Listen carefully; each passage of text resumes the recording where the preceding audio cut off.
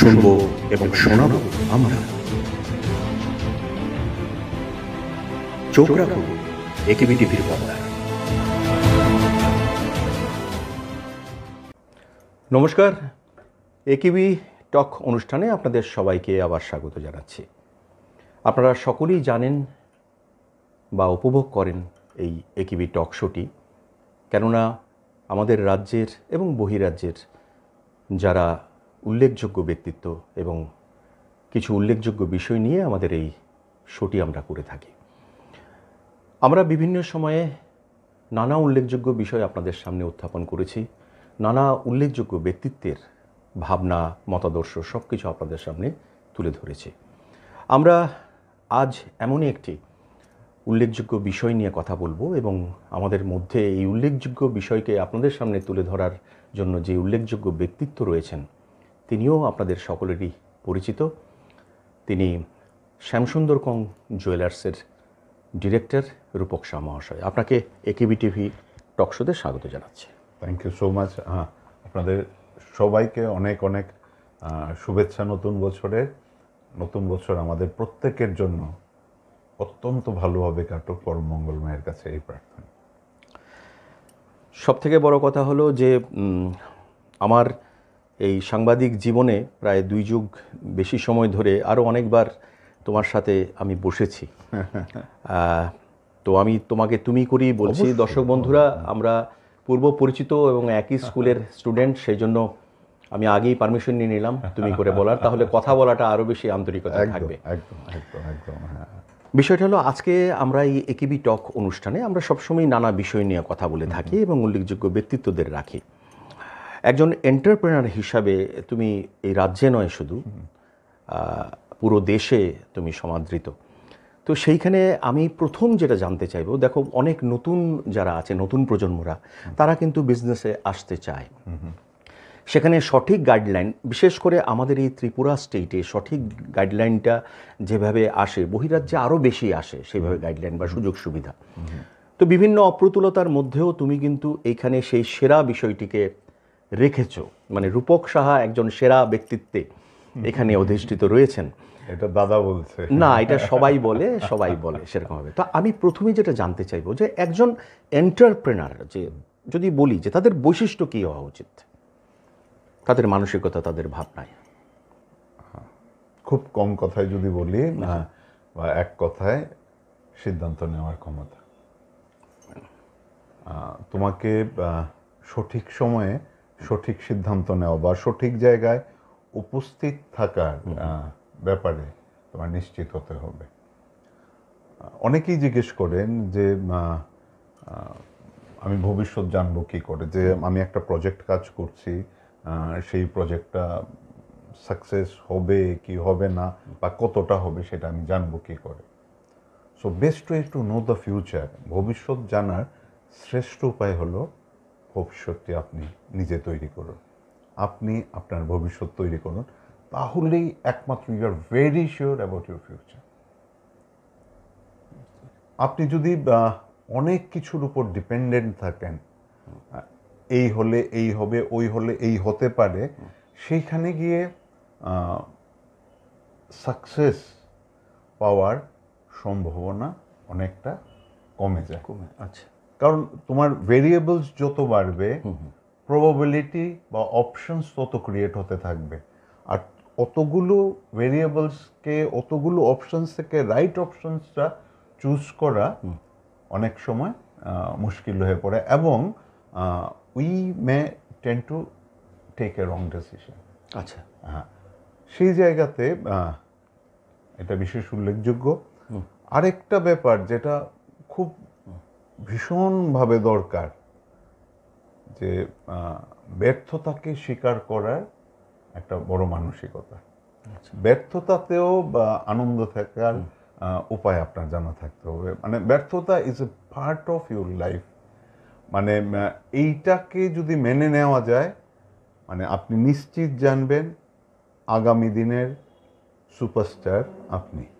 আর এটাকে তো সফলতার প্রথম সিঁড়িও বলে, সবাই বলে। ব্যর্থতা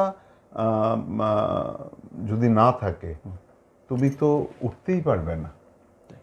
আমি বলছি না তার জন্য সফল হতে গেলে ব্যর্থতা ব্যর্থ হতে হবে, মানে ব্যর্থতা আসতে পারে। আসতে পারে। এই ব্যর্থতাটাকে স্বীকার করার একটা মানসিকতা, এবং এর জন্য আজকের তারিখে আমি যদি ডিফারেন্ট আইআইটিতে, ভেরি রিসেন্টলি আমি ধানবাদ গেছিলাম, আমি ধানবাদ আইআইটিতে গেছিলাম, এবং সেইখানে আমি এমনি আমার উৎসাহ থেকে নানা জায়গায় গেলে নানা নতুন জিনিস দেখার ইচ্ছে হয়, জানার ইচ্ছে হয়, এবং দেখলাম যে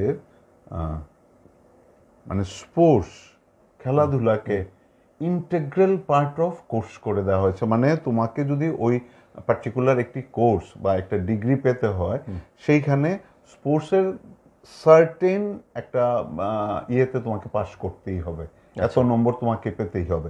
এত নম্বরগুলো যদি ওই ওই স্পোর্টসে তুমি না পাও, তাহলে তুমি তোমার ডিগ্রিটি পাবে না। আচ্ছা, স্পোর্টস ইজ এসেনশিয়াল। কেন? তুমি ধরো তুমি একজন অলিম্পিয়ান, অলিম্পিক 4 বছর পর পর আসে, তুমি 100 মিটার স্প্রিন্ট করো, 4 বছর ধরে তুমি তৈরি করলে নিজেকে অলিম্পিকে নিজেকে প্রেজেন্ট করবে বলে। আজকের তারিখে লেস দেন 10 সেকেন্ডস লোকেরা 100 মিটার দৌড়ায়। উইদিন 10 সেকেন্ডস তুমি জেনে গেলে যে তুমি প্রথম 10-এ নেই। আচ্ছা, বাহ। কারণ তোমার চেয়ে আরো বেটার স্পিডে কেউ দৌড়ে নিয়েছে। সো তোমার 4 বছরের পরিশ্রম, তোমার স্বপ্ন, সমস্ত কিছু 10 সেকেন্ডেরও কম সময়ে ধূলিসাৎ হয়ে গেল। So what will you do then? তুমি কি মন ভেঙে ব্যর্থতার ইয়েতে ডুবে যাবে, নাকি আবার প্রস্তুতিতে নিজেকে তৈরি করবে? So acceptance of your failure, তুমি যত স্বাভাবিকভাবে সেটাকে নিতে পারবে, তোমার সাকসেস পাওয়ার সম্ভাবনা তত বেড়ে যায়। আজকের আমার একটি তরুণ ভাই বা বন্ধু, তিনি একটি নতুন কাজের স্বপ্ন দেখতেই পারেন, এবং তিনি হয়তো বা তার কোনো বন্ধু বা তার কোনো জায়গা থেকে ফিনান্সিয়াল হেল্প নিয়ে কাজটা শুরু করলেন, এবং দেখা গেল ওনার একটি অঙ্ক ছিল, সেই অঙ্ক মতো ব্যাপারটা গিয়ে হয়তো দাঁড়ালো না। হোয়াট হ্যাপেন্স দেন? উনি কোথাও থেকে টাকা নিয়েছেন, একটা সময় দিয়েছেন, ভাবনা চিন্তা করেছেন, and at the end of it একটা ততটা সফলতা নয়, আমি ব্যর্থতা শব্দটাকে যদি না বলি, মানসিকভাবে তো উনি কিছুক্ষণের জন্য হলেও একটু অসুবিধাতে পড়বে, কিন্তু মানে এইটাতে থেকে যাও, ওই স্টেট অফ মাইন্ডে থেকে যাওয়াটা তোমাকে তো আগামীর পথে এগোবে না। ঠিক, তোমাকে আবার নতুন করে লড়াই করতে হবে, আবার নতুন করে সূর্য ওঠা দেখতে হবে। যদি করতে পারি, there is a possibility যে তুমি সত্যিকার অর্থে সাকসেস পাও। আমি যদি আমার গল্প বলি, ইটস বেটার, ইউ নো। নিশ্চয় শুনবো। হ্যাঁ, এটা খুব সহজ হয় একটা জিনিসকে বোঝার জন্য। আমাদের শ্যামসুন্দর কোম্পানি জুয়েলার্স, আমি যে সংস্থার সঙ্গে রিসেন্টলি জড়িত, আমাদের মানে আমার বাবার দিক থেকে Gopinath enterprise, Gopinath brick industries, এগুলো আমাদের। এবং আমি পরবর্তী সময়ে আমি যে সংস্থাতে অনেকটা সময় এখন কাটাই, সেটা হলো শ্যামসুন্দর কোম্পানি জুয়েলার্স। এবার আমার সংস্থার সঙ্গে যুক্ততা বা আমার ফার্স্ট যে ইনিশিয়েটিভ, সেটা ছিল সংস্থার গোল্ডেন জুবিলিয়ার, মানে 50তম বর্ষে সংস্থার জন্য নতুন কিছু করার। সো আমরা যেহেতু উত্তর পূর্বাঞ্চল থেকে বিলং করি, এখানকার উত্তর পূর্বাঞ্চলের জনজাতিদের জীবনযাত্রা থেকে উৎসাহ নিয়ে আমরা একটা জুয়েলারি লাইন তৈরি করি। আচ্ছা, and it's a huge project. এটা ওয়ার্ল্ড গোল্ড কাউন্সিল লন্ডন অব্দি তার সঙ্গে ইনভলভ হয়ে যায়, এবং তারা সেটা বোম্বে রেস কোর্সে লঞ্চ করতে চাইছিল, you know, because of his design, and it's a very high fashion jewellery. কিন্তু আমাদের সুবিধার্থে আমরা কলকাতার পার্ক স্ট্রিটে আমরা এটা লঞ্চ করে আমরা নাম দিই আদিকৃতি। আচ্ছা, আদি মিনস এনশিয়েন্ট, কৃতি মিনস ওয়ার্কম্যানশিপ। এইবার আমরা ভেবেছিলাম ওয়ার্ল্ড গোল্ড কাউন্সিল লন্ডন এটাকে unique of the world. Till date world gold council of that is the highest body of jewellery line, লন্ডনে তাদের হেড অফিস। তারা টিল ডেট একটি মাত্র জুয়েলারি কালেকশনসকে unique of the world declare করছে, that is Adikriti. এবার automatically আমাদের প্রচুর এক্সপেকটেশন ছিল, অ্যান্ড যেহেতু এটার সঙ্গে আমি ডাইরেক্টলি এটাকে এগিয়ে নিয়ে যাচ্ছিলাম, আমার ধারণা ছিল টু ওয়ান্ডার্স অ্যাকচুয়ালি, এবং খুব সুন্দরভাবে আমরা কলকাতায় এটাকে প্রেজেন্ট করি। অ্যান্ড এবার ওয়ার্ল্ড গোল্ড কাউন্সিল যেহেতু ওরা এটার সঙ্গে ইনভলভ হয়েছিল, এটা যেহেতু গ্লোবাল লঞ্চ ছিল, এটার প্রাইসিং টাইসিং সব ওরা করে, এবং দেখা গেল কলকাতাতে সবাই দেখতে আসে, ছবি তুলেন, কিন্তু গয়নাটা কেনেন না। আচ্ছা, হ্যাঁ। And at the end of first year, আমরা এটা এক বছরের প্রলং এক্সিবিশন কলকাতায় ছিল, আমাদের একটা হিউজ ফিনান্সিয়াল লস হয়। আচ্ছা, হ্যাঁ। সো এবার তুমি যখন এই কাজটা করো, তখন তোমার কোথাও এটা দায়িত্বের মধ্যে পড়ে যায় যে সংস্থার হয়ে আমি এতটা টাকা ঠিক ইনভলভ করিয়ে তারপরে লস হয়ে যাওয়া, what will you do then. ঠিক। এইবার আমার মনে হয়েছিল যে সামহাও আমার এই যে টাকার অঙ্কটা, আমার মনে হচ্ছিল আমার জন্য সংস্থার ক্ষতি হয়েছে, আমাকে সামহাও আর্ন করে সংস্থাকে ফেরত দেওয়ার দায়িত্ব আমার। নিশ্চয়ই। হ্যাঁ, আমার মনে হয়েছিল তুমি যে কোনো জিনিসের একটা টেঞ্জিবল দিক থাকে, একটা ইনটেঞ্জিবল দিক থাকে।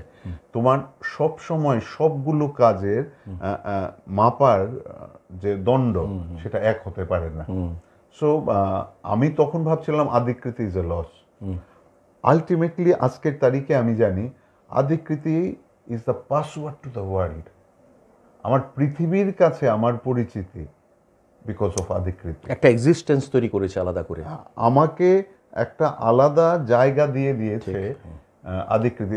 আমি ত্রিপুরা রাজ্যের ছোট্ট একজন জুয়েলার্স, আমার আমেরিকার একজন বড় জুয়েলার্স, সে মিটিংয়ে আমাকে কেন ডাকবে? বাহ। বা বোম্বের almost you name any big jewellers যারা আমার গয়না বিক্রি করেনি, আমি মানে একটা শোতে তো আমি বড় গলায় বলছি, এটা যে কেউ চ্যালেঞ্জ করতে পারে, সেখানে বলছি almost all the big jewellers of India use to sell our jewellery. বাহ, ইউজ টু সেল। এবার আমরা হোলসেল থেকে সরে এসেছি। সো ওই যে আদিকৃতির ফেলিওর আমাকে কোথাও একটা জেদ দিয়েছিল যে I have to prove my self যে ইউ ক্যান ডু ইট। আমি জুয়েলারি লাইনেই, jewellery is not my line. আমি আমার পড়াশোনা, আমি মেকানিক্যাল ইঞ্জিনিয়ার, আমি তারপরে MBA পড়াশোনা করেছি যাদবপুর থেকে। তো জুয়েলারি ইজ নট মাই ফোর্টে আমার। কিন্তু বলে না, তোমার যদি ইচ্ছে থাকে হাজারটা উপায় বের হয়ে যায়, হাজারটা রাস্তা তোমার সামনে। ঠিক কথা। তোমার শুধু ইন্টেনশনস তোমার ক্লিয়ার থাকতে হবে যে তুমি এক্স্যাক্টলি কখন কোথায় পৌঁছতে চাইছো। ঠিক, ভিশনটা ক্লিয়ার থাকতে হবে। এইটা যদি থাকে, হয়তোবা কোনো সময় একটু দেরি হতে পারে, কিন্তু শীর্ষে তুমি পৌঁছবে। এই যে এক্সিস্টেন্স কথাটা এলো, মানে তুমি কি এটা বিশ্বাস করো যে কোনো কাজে সেরা হওয়ার পথে এক্সিস্টেন্স জরুরি? অবশ্যই।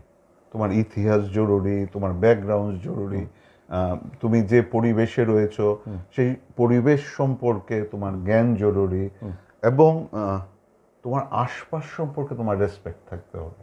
ইউ গট টু রেসপেক্ট তোমার পিয়ার, তোমার আরও যারা রয়েছেন, যারা ইকুয়ালি ওই লাইনে কাজ করছে, তাদেরকে তোমাকে রেসপেক্ট করতে হবে। তোমার পিয়ার রেসপেক্ট যদি তোমার না থাকে, তুমি যদি পিয়ার রেসপেক্ট তুমি যদি আর্ন না করো, then you are not successful. ঠিক। তো আমার মনে হয়, আমার একজন জুয়েলার্স যদি আমাকে ভালোবাসেন, একজন জুয়েলার্স যদি আমাকে চা খেতে ডাকেন, দেন আই এম সাকসেসফুল। ঠিক। আমার বন্ধু বা আমার পরিবার, আমার দাদারা আমাকে চা খেতে ডাকবেন, আমাকে আদর করে কথা বলবেন, আমাকে আমি যা নই আমাকে না তা না বলবে। সেটা না, তুমি যা হ্যাঁ, সেটাই বলি আমরা। হ্যাঁ হ্যাঁ, তো এটা হতেই পারে, কিন্তু তোমার পিয়ার তোমাকে রেসপেক্ট করছে কি? ঠিক ঠিক। যদি করে দেন ইউ আর সাকসেসফুল। এইবার অনেকেই বলেন যে পিয়ার যদি তোমাকে ইউনো তোমাকে হিংসে করে, that is the first symbol of success. আচ্ছা, হ্যাঁ, এর মানে তুমি কোথাও গিয়ে তুমি মিনিংফুল কিছু করছো, কিন্তু এই হিংসাটাকে তুমি যদি রিয়েল সাকসেস মানে সাকসেস মানে তুমি অর্থ উপার্জন সাকসেস না, সাকসেস হলো আনন্দে থাকাটা। তুমি যে কাজটা করছো এই কাজটা সেটা করার আনন্দে পর করছি। আনন্দে আছো, এই কাজটা তোমাকে আনন্দ দিচ্ছে, অ্যান্ড ইউ ফিল ব্লিসড, মানে তোমার একটা অদ্ভুত মজা হচ্ছে, তোমার অদ্ভুত আনন্দে আছো, সেইটা যখন আসে দেন ইউ আর সাকসেসফুল। ঠিক, একদম ঠিক। এবং এইটা যদি আসে তুমি দেখবে তোমার পিয়ার তোমাকে রেসপেক্ট করছে, তোমার পিয়ার তোমাকে ভালোবাসছে। আমি আমার পিয়ার সম্পর্কে বলতে পারি, যে আমি এখন নাম বলছি না, যে মানে তথাকথিত বাংলার বিখ্যাত জুয়েলারি হাউস। তো আমি যে অর্গানাইজেশনে আছি, JMN jewellery council, that is the government of India এখন, সেই কাউন্সিলের আমিও ইস্টার্ন রিজনের একজন এক্সিকিউটিভ কমিটি মেম্বার, শুধু ইস্টার্ন রিজন না, অল ইন্ডিয়া। সো উনি তখন ডাইরেক্টর ছিলেন, so I use to report to him. আচ্ছা, so he is in the organisation, he is my senior, আমরা সেম ট্রেডে। তো আমি যখন সোহাকে আমাদের ব্র্যান্ড অ্যাম্বাসেডার করি, তো আমিও যেহেতু ওনাকে রেসপেক্ট করতাম, তো and I use to report my associations কাজ ওনার কাছে। তো ওনাকে একদিন এরকম সময়ে মিটিংয়ে, তো উনি আমাকে জিজ্ঞেস করলেন যে তোমার সোহাকে ব্র্যান্ড অ্যাম্বাসেডার করেছো? বললাম হ্যাঁ দাদা। বলে কেন?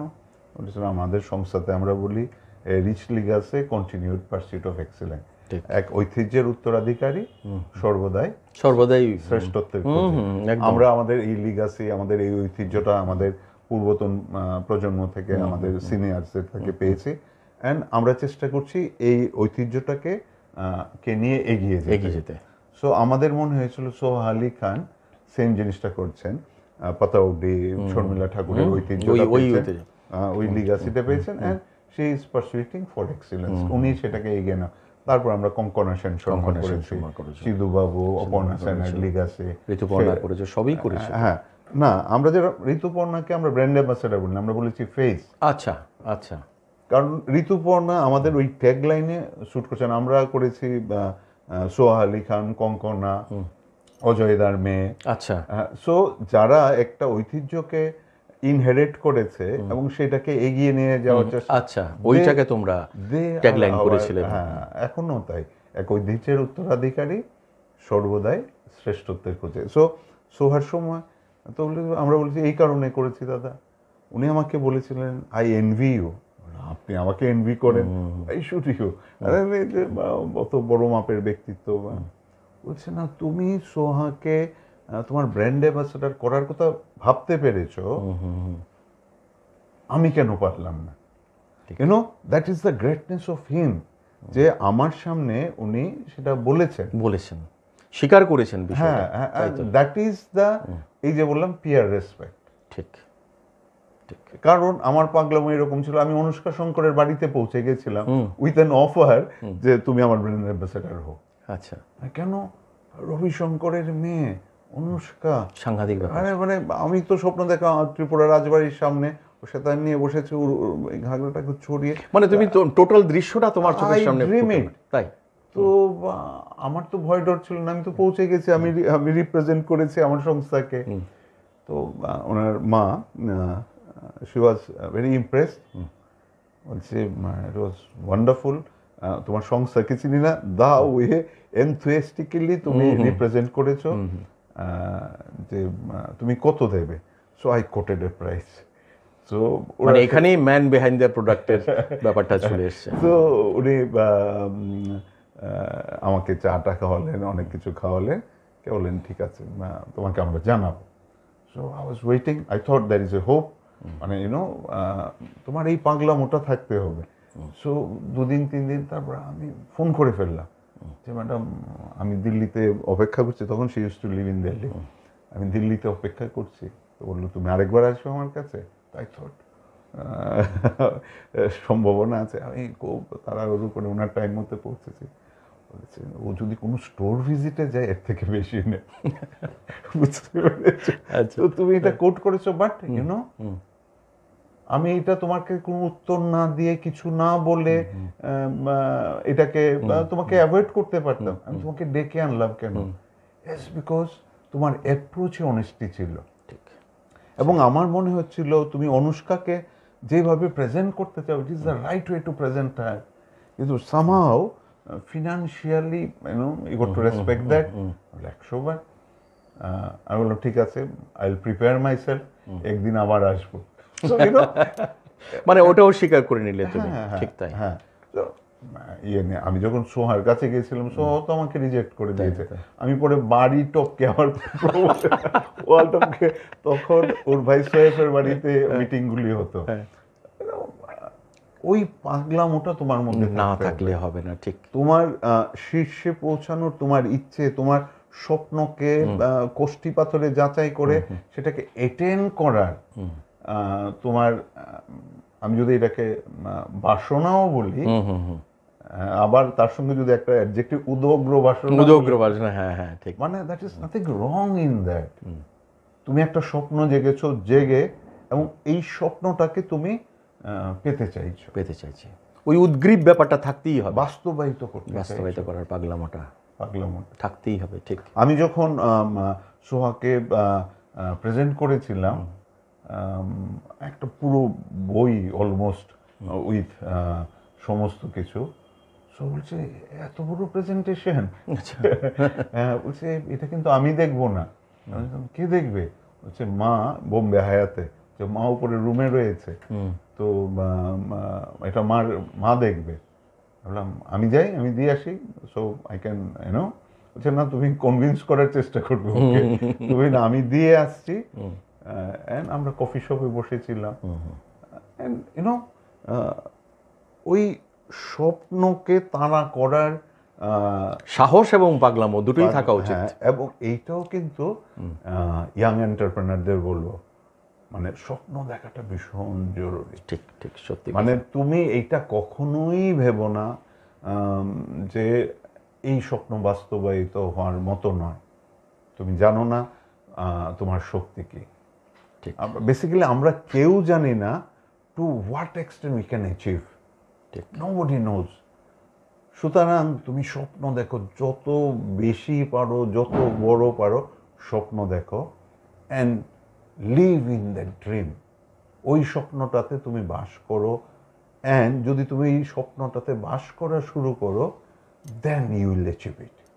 একদিন ওই স্বপ্ন তোমার হবে, নিশ্চিত। দর্শক বন্ধুরা, আমরা কথা বলছি স্বপ্নের, নিশ্চয়ই পাশাপাশি সফলতার পথ আবিষ্কারের পথে আমরা এগিয়ে চলেছি। এবং আজকে আমরা যারা পেয়েছি, উনি একজন স্বপ্নপাগল মানুষ, এবং শুধু স্বপ্নপাগল মানুষই নন, উনি স্বপ্নকে জয় করতে জানেন এবং সেটা সাহস নিয়ে, বিশ্বাস নিয়ে এগোন। আমরা থাকবো এই স্বপ্ন জয় করার আলাপচারিতায়। সঙ্গে থাকুন। নিয়ে নিচ্ছি ছোট্ট একটা বিরতি।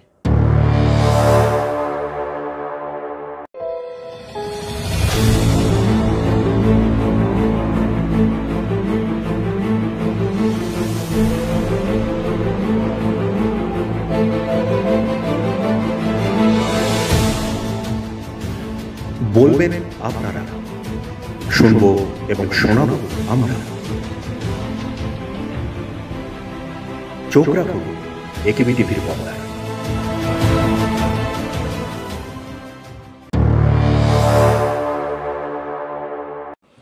চলুন আবার স্বপ্ন জয় করার পথে আমরা যাই রূপক শাহ মহাশয়ের সঙ্গে। আসলে এই শো করার আগে আমারও একটা ডিজাইন ছিল যে আমি একটু কথা বলবো যারা নিজেরা মানে স্বাবলম্বীদের জন্য, যারা চাইছে যে নিজের কাজ নিজে করে। আমি বিশেষ করে আমি নিজেও অনেক বড় চাকরি ছেড়ে দিয়েছি শুধু ওই যে এক্সিস্টেন্স, নিজের অস্তিত্ব প্রমাণের জন্য। তো এইরকম অনেক পাগলরাই আছেন আমাদের মতো, যারা চাইছেন হতে, কিন্তু এই চাওয়ার পথে কিন্তু অনেকগুলি বিষয় আছে যেগুলি আমাদের জানতে হবে, বুঝতে হবে। সেই জন্যই আজকে রূপক সাহা মহাশয় এখানে রয়েছেন। আমি আরেকটা জিনিস বলি, যেটা জানবো, মানে এটা আমি বেসিক্যালি দর্শক বন্ধুরা, আমি এটা বলতে এক ফোঁটাও কিঞ্চিত বোধ করব না যে আমি রূপক সাহাকে ফলো করি বিভিন্ন বিষয়ে। আমি আমার কাজে সেটা আমি বাস্তবায়নের পথে নিয়ে আসি। ওর সবকটা জিনিস আমার নজরে থাকে সবসময়। রূপক সাহা নজরে আছে, that is all. নজরে রাখি আমি দাদার সবসময়। নজরে ছোট ভাইকে থাকতেই হবে। আচ্ছা, সেটা আমি যেটা দেখেছি, রবি ঠাকুর বলেছিলেন যে আমরা যে হীরক খণ্ডটা দেখি সেটার যে ওয়েটটা আছে সেটা হচ্ছে নলেজ। কিন্তু শুধু নলেজ দিয়ে হীরেকে বিচার করা যাবে না। তাই রবি ঠাকুর বলেছেন যে যদি হীরকখণ্ডে সেই দ্যুতিটা না বেরোয়, আসল কথা হলো হীরকখণ্ডের ভেতরে সেই কালচারটা ঢোকাতে হবে। হীরকখণ্ডের যে দ্যুতি, যেটা রিফ্লেকশনটা, সেটাই হীরকখণ্ডের পরিচয়, দ্যাট ইজ কালচার। আমি সবসময় দেখি যে শ্যামসুন্দর কোং জুয়েলারি বা রূপক সার প্রত্যেকটা ইভেন্টে কালচারকে প্রাধান্য দিয়ে চলেছ। এই বিষয়টা একটু জানতে চাইব যে সংস্কৃতিকে একটা বিজনেসে তুমি ইনভলভ করে যে এগিয়ে যাও বা একে যে তুমি গুরুত্ব দিচ্ছ, এর পেছনে নিশ্চয়ই কোনো কারণ আছে। তুমি যে হীরকখণ্ডের কথা বলছিলে, হীরকখণ্ডের যদি দ্যুতিটা পেতে হয় তাকে কাটিং অ্যান্ড পলিশিং করতে হয়, ঠিক, তাকে ধারালো করে তুলতে হয়। তুমি যত কাট বের করবে, আমরা বলি নাম্বার অফ কাটস যত বেশি থাকবে তার দ্যুতি তত বেরোবে, তার পলিশ যত ভালো হবে তার দ্যুতি তত গুণ বাড়বে। সো আপনাকে প্রতিদিন প্রতিনিয়ত আপনার নিজের কাটিং এন্ড পলিশিং করতে হবে একদম। সো তার জন্য সংস্কৃতি ইজ দ্য বেস্ট ওয়ে। হ্যাঁ, তোমাকে পড়াশোনা করতে হবে, তোমাকে শুনতে হবে, জানতে হবে। আমি বারবার আরেকটা কথা বলি, তুমি সব জানবে তার কোনো মানে নেই। ঠিক। আমি আজকের তারিখে অনেকেই মানে জানেন বা বিশ্বাস করেন, আমি নিজেও বিশ্বাস করি, আমার ক্লাসিক্যাল মিউজিক পছন্দ। আচ্ছা, হ্যাঁ, আমরা এই জন্য শ্যামসুন্দর কোম্পানি জুয়েলার্সের ইয়েতে আমরা বেশ কিছু ক্লাসিক্যাল মিউজিক অনুষ্ঠান আমরা করেছি, এখনো করে থাকি। ভেরি অনেস্টলি আমি বলছি, রাগিনী নিয়ে বিন্দু মাত্র নলেজ আমার নেই। দেন তাহলে কি, আমি যখন মানে একটু শান্ত হয়ে বসি, আমার মনে হয় আমি মিউজিকটা বুঝতে পারছি। অ্যাকচুয়ালি আমি ফিল করি যে আমি যা আজকের তারিখে, সেটা হয়তো আমার এই বয়স, আমি খুব নবীন, কিন্তু আমার যে মন, যেখানে আমার যে বোধ, সেটা অনেক প্রাচীন। ঠিক, অনেক প্রাচীন, কত জন্মের প্রাচীন আমি দ্যাট আই ডোন্ট নো। সুতরাং যখন একটা এই ক্লাসিক্যাল মিউজিক চলে, আমি রূপক সাহা কিচ্ছু জানি না, কিন্তু আমার মন, আমার বোধ যে অনেক প্রাচীন, তার কাছে এই মিউজিকটা অত্যন্ত পরিচিত, তার ভালো লাগে, তার ভালো লাগে, মানে ওটাই দ্বিতীয় সত্তা বলি, হ্যাঁ, যেটা তোমার আসল সত্তা, আসল সত্তা। ঠিক, যে সত্তাটা ভেতরে। সুতরাং তুমি বুঝছো না, তোমার ভালো লাগছে। আমার মনে আছে একবার এইখানে আগরতলাতে একটা ধর্মীয় সম্মেলন হয়েছিল, ধনঞ্জয় বাবাজির মুসলিম কাঠিয়া বাবা। তো আমি কোনোভাবে যুক্ত ছিলাম। সো আমি কলকাতা থেকে এসে একটা সেশন অ্যাটেন্ড করলাম, কারণ ভ্যালিডেক্টরি সেশনে আমার কিছু বলার, মানে পুরো সেশনটা নিয়ে আমার কিছু বলার, মানে কনক্লুডিং কিছু একটা বলার সময় আমার ছিল 5 মিনিট 7 মিনিট। এবার আমি যে সেশনটাতে বসলাম, যেটাকে কনক্লুড করে আমি বলবো, ভদ্রলোক সাউথ ইন্ডিয়ান পুরোটা সংস্কৃতে বললেন। বাহ, পুরোটা সংস্কৃতে বললেন। এবার আমি সংস্কৃত পড়েছি ক্লাস 8 অব্দি, কিন্তু এটা তো ওই শুধু অতটুকুই, নর অব্দি। আমি তো একটা 2.5 ঘন্টার বক্তব্য সংস্কৃতে বলা, সেটা বোঝার জ্ঞান তো আমার নেই। এবার এইটাকে সামারাইজ করে আমাকে 5 মিনিটে বলতে হবে। আমি তো মানে আমার কালঘাম ছোটার অবস্থা। ভদ্রলোক আমাকে অদ্ভুত টেস্টে ফেলেছে। সো আই জাস্ট আমার মনে হলো টেনশন করে লাভ নেই, কারোর কাছ থেকে জেনে বুঝে নেব, নিজেকে শান্ত করো, চুপ করে বসে থাক। আমি নিজেকে শান্ত কম্পোজ করার চেষ্টা করলাম, শান্ত হওয়ার চেষ্টা করলাম। আমি কাইন্ড অফ চোখ বুজে শোনার চেষ্টা করলাম। গ্রাজুয়ালি আমার মনে হলো আমি শব্দগুলো বুঝতে পারছি না, কিন্তু উনি কি বলছেন মনে হচ্ছে আমি বুঝতে পারছো? বুঝতে পারছি। আচ্ছা। So আমি বললাম এইটাই বলছেন না এটা আমার ভ্রম মনে হচ্ছে। তো আমি আমার মতো করে ওই সময়টা প্রায় 2 ঘন্টার রবীন্দ্র ভবনে হয়েছিল, পুরাতন রবীন্দ্র ভবনে, অনেকদিন আগের কথা। এন্ড দেন একটা লাঞ্চ সেশন ছিল, তারপর একটা সময় আমার মঞ্চে ওঠা, আমি আমার মতো করে বলেছিলাম এবং আমাকে 5 মিনিট সময় দেওয়া হয়েছিল, আমি 3.5 মিনিটে নেমে কমপ্লিট করে আমি নেমে এসেছিলাম। এবং তাছাড় আমাকে আমি আগরতলায় যাদের নিভা আন্টি তারা সবাই সামনে ছিল, আমি যখন হেঁটে যাচ্ছি নিভা আন্টি আমার হাত ধরে ফেলেছিল, তুই এত ভালো বলেছিস, তুই অত বড় একটা বক্তব্যকে 3.5 মিনিটে নামিয়ে নিয়েছিস। সো আমি আমার ক্রেডিট নেওয়ার জন্য এই ব্যাপারটা সবার সামনে বলিনি, আমি যেটা বলার চেষ্টা করলাম যে তুমি সব কাজ শুধু তোমার যে চেহারাটা সবার সামনে রয়েছে তার জন্য করো না। ঠিক। তোমার ভেতরে যে আরেকটি সত্তা রয়েছে তার জন্য অত্যন্ত প্রাচীন, যে অনেক কিছু তোমার চেয়ে অনেক কিছু বেশি বুঝে, তার জন্য তুমি কিছু করো। ঠিক। তার আনন্দের জন্য করো, আর সে যদি আনন্দে থাকে তাহলে তুমি আনন্দে থাকবে। তুমি আজকের তারিখে তোমার হয়তো বার্গার খেতে পছন্দ হচ্ছে, তোমার হয়তো চিপস খেতে পছন্দ হচ্ছে, বা তোমার কোল্ড ড্রিঙ্কস খেতে ভালো লাগছে, this is all are bad for your health. আচ্ছা, তাই তো? জাঙ্ক ফুড তো ডাক্তারবাবুরা তাই বলেন যে খাওয়া উচিত না। তোমার ভেতর দেখো কি চাইছে, ভিতর বলছে এমন খাবার খাও তোমাকে শান্ত কর। আমরা খাই না, তুমি খেয়ে দেখো তোমার ভালো লাগবে। সেই ভিতরের প্রাচীন, প্রাচীন মনটি, আমি কি প্রাচীন আমিটা আমাকে বলছে। এইবার একটু যদি আমরা একটু পড়াশোনা করি, আমার এক ভাই, তুমি কিছুক্ষণ আগে যার কথা বলছিলে, ও আমাকে একটা বই দিয়েছিল প্রায় 7 বছর আগে, বাঙালিয়ানা। আচ্ছা। হ্যাঁ, সে দিয়ে বলেছিল দাদা বইটা পড়ে আমাকে জানাবে যে তোমার কিরকম লাগলো। এইবার বইটা আমার পড়া হয়নি। Very recently I started reading this book. আমি স্টোরে যখন বসে থাকি, যখন কেউ থাকে না, আমার টেবিলে বইটা রাখা আছে, আমি 10 পাতা 15 পাতা 20 পাতা করে পড়ছি। Wonderful experience. এবং তুমি নিজেকে আরো বেশি করে জানতে পারছো। আমি এতদিন পড়লাম না কেন? আমি বলি আমি ঘরে বাইরে কম করে 5 বার পড়েছি। এভরি টাইম যখন পড়ি তুমি নতুন মানে খুঁজে পাই। যে ঘরে বাইরে প্রথমবার যখন পড়েছিলাম তখন যা বুঝেছিলাম অমিত বাবু, অমিত রয় আর লাবণ্যকে, আমি লাস্ট যখন পড়েছি তখন যে অমিত রায় আর লাবণ্যকে বুঝেছি, আমি দেখলাম প্রথমবার কি বুঝেছিলাম আর 5th টাইম কি বুঝছি। তাহলে কি প্রথমবারেরটা ভুল ছিল? না, তোমার ওই মানসিক অবস্থানে দ্যাট ওয়াজ দ্য রাইট। আজকের তারিখে তোমার যে অবস্থান, সেটা উন্নয়নও হতে পারে, অবক্ষয় হতে পারে, হোয়াটএভার তোমার যে অবস্থান, সেই অবস্থানে আজকে অমিত রায় তোমার কাছে এইভাবে অ্যাপিয়ার্ড হচ্ছে। ঠিক।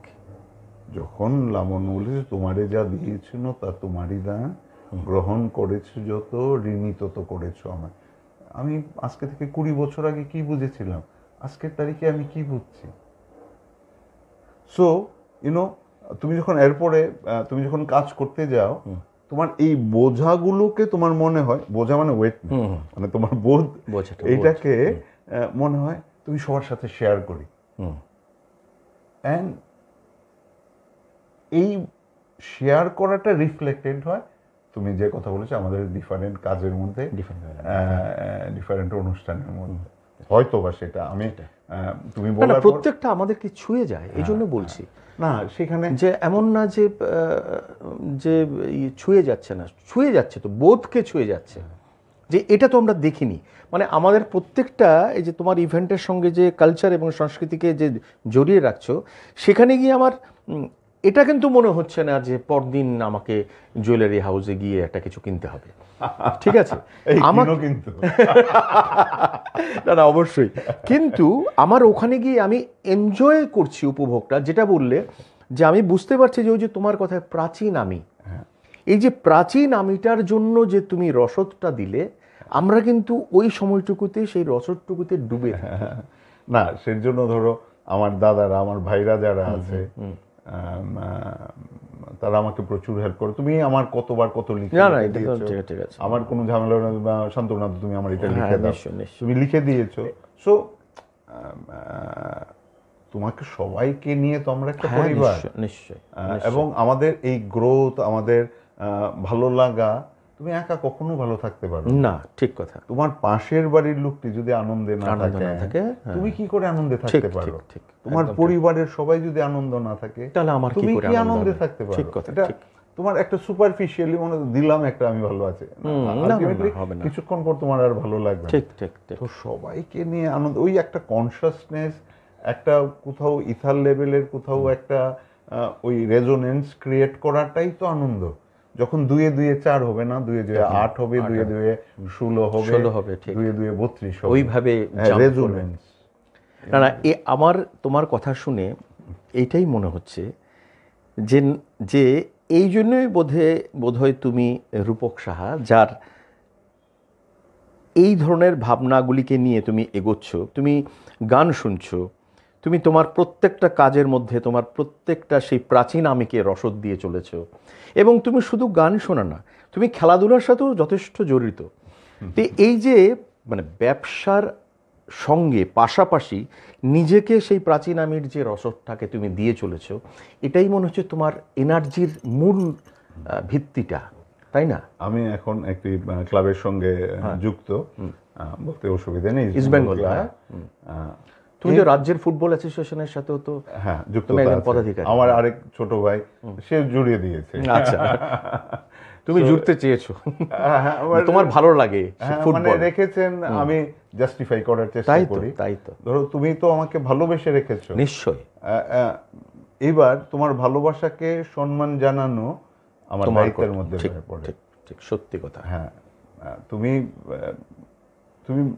একটা জায়গা দিয়েছো। আমার শ্বশুরমশাই আমাকে বলেননি, আমার স্ত্রীকে বলেছিলেন যে উনি একদিনে 8টা বিয়ে 5টা বিয়েতে যেতেন, হয়তো খেতেন না, উনি অ্যাটেন্ড করতেন সীমিত।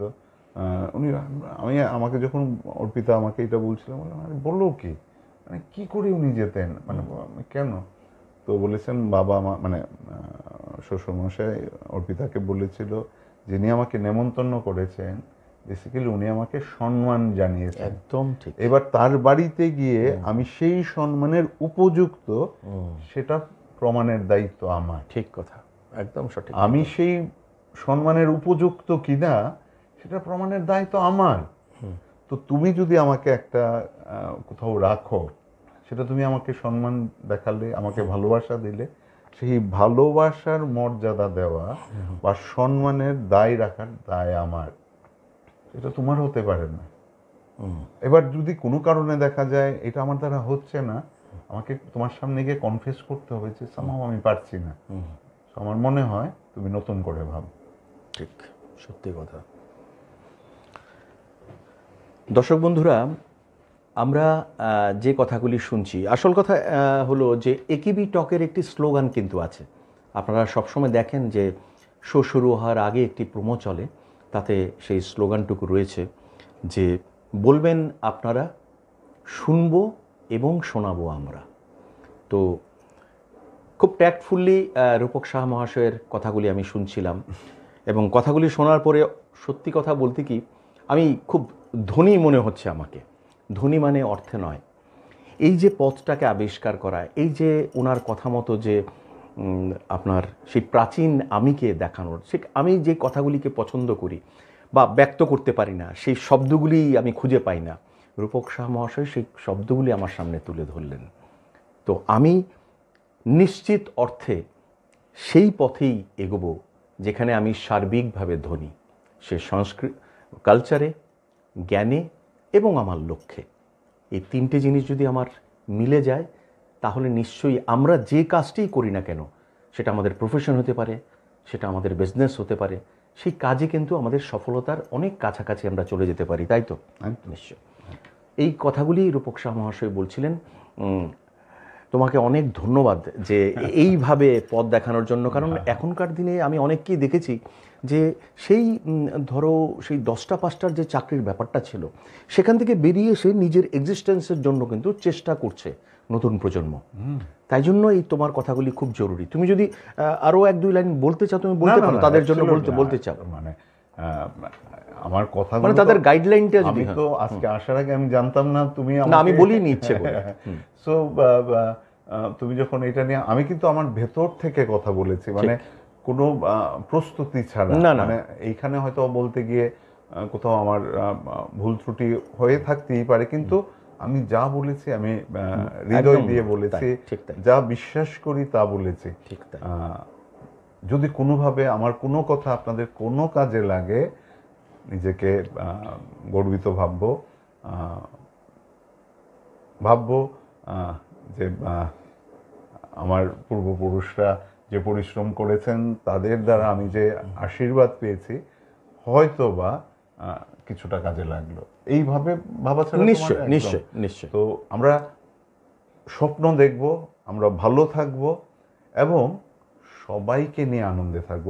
এই জায়গাগুলো যদি আমাদের ক্লিয়ার থাকে, আদতেই আপনি ভালো থাকবেন, আদতেই আপনি আনন্দে থাকবেন।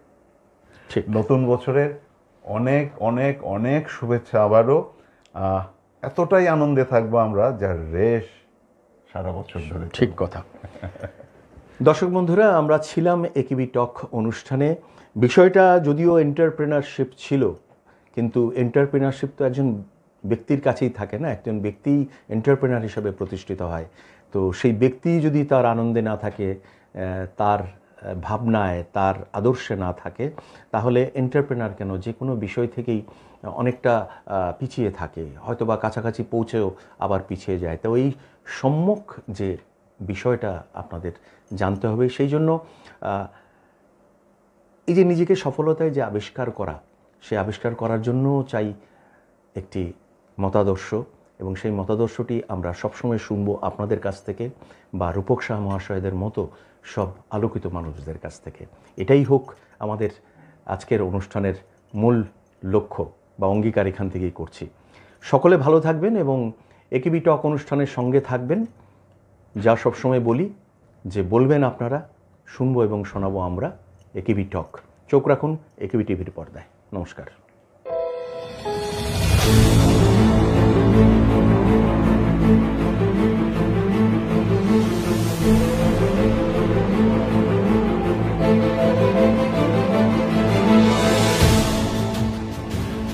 বলবেন আপনারা, শুনবো এবং শোনাবো আমরা। চোখ রাখুন একিবি টিভির পর্দায়।